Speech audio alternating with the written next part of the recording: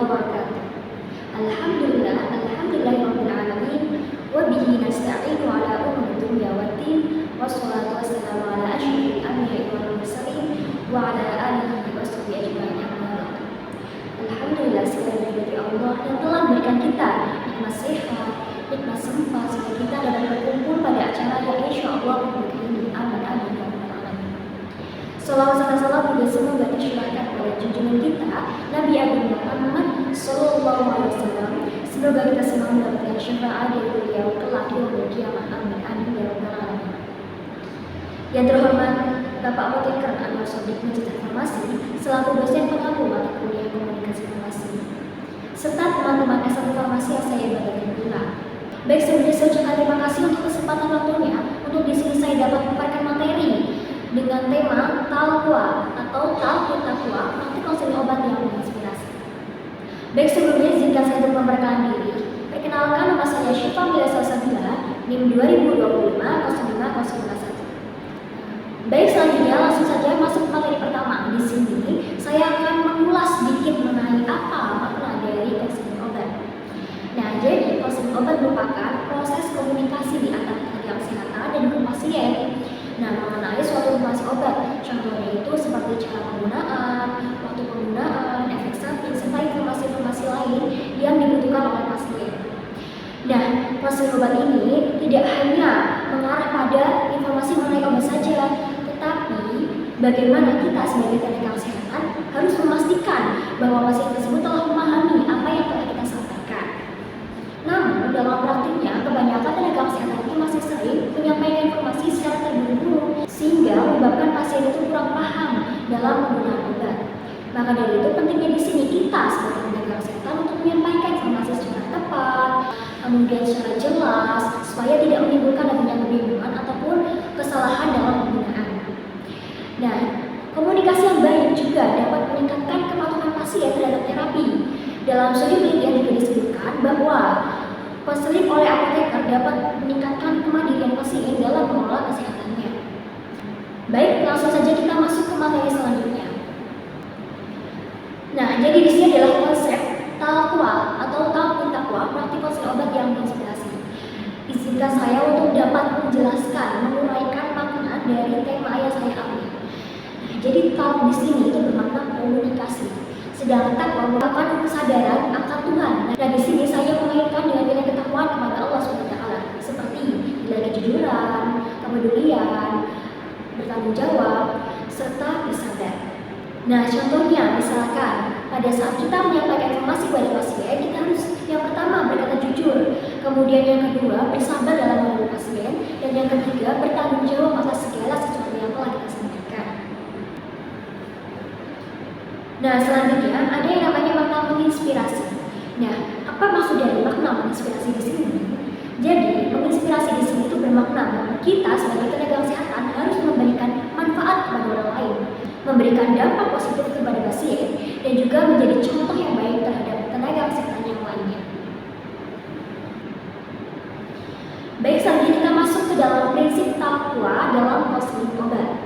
Nah, dalam Islam kita dianjurkan untuk berkata dengan benar, dengan jujur, dengan sikap yang bertanggung jawab. Hal ini juga tertuang dalam firman Allah yang di Quran surat Al-Ahzab ayat 70. A'udzubillahi minasyaitonir rajim. Bismillahirrahmanirrahim. Ya ayyuhalladzina amanu taqullaha wa qulu qawlan sadida. Yang memiliki arti, wahai orang-orang beriman, bertakwalah kepada Allah dan ucapkanlah yang baik. Nah, jadi makna dari ayat tersebut yaitu kita harus memberikan informasi kepada orang lain dengan jelas, dengan jujur, dan bertanggung jawab, sehingga tidak menimbulkan adanya kebingungan ataupun kesalahpahaman. Nah, selanjutnya dalam Quran surat Ali Imran ayat 159 juga disebutkan bahwa kita dianjurkan untuk berkata dengan lemah lembut. Nah, mengapa demikian?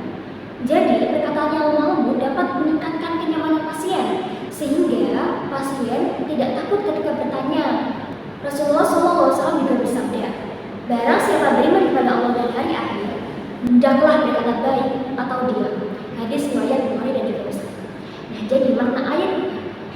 Nah, jadi makna dari sabda Rasulullah tersebut yaitu kita harus memberikan manfaat kepada orang lain,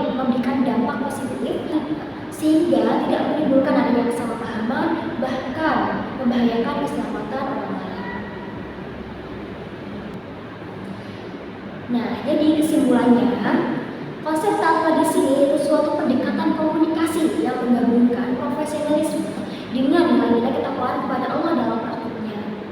Nah, konsep takwa di sini tidak hanya mengaitkan pada hal diri saja, tetapi di sini kita mengaitkan dengan ketakwaan kepada Allah, nilai-nilai seperti kejujuran, bertanggung jawab, penunjukan kepedulian, kemudian bersabar dalam menghadapi pasien.